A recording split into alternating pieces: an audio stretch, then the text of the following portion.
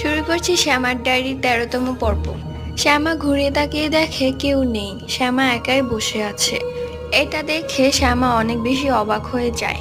শ্যামার বান্ধবী কাছে এসে বলে, কি রে শ্যামা, তুই কার সাথে এতক্ষণ কথা বলছিলি? তোকে ডাক দিলাম, তুই শুনলি না? আচ্ছা, তুই কি ফোনে কথা বলছিস? শ্যামা বলে, না, আমি এখানে এমনিই বসেছিলাম। পরে সে তার বান্ধবীর সাথে উঠে বাড়ি চলে যায়।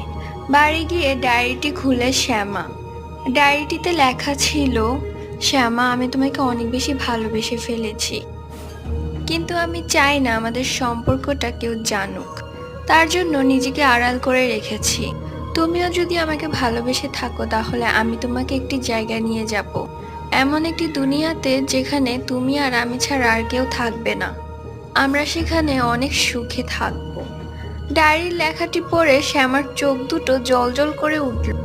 পরবর্তী গল্প।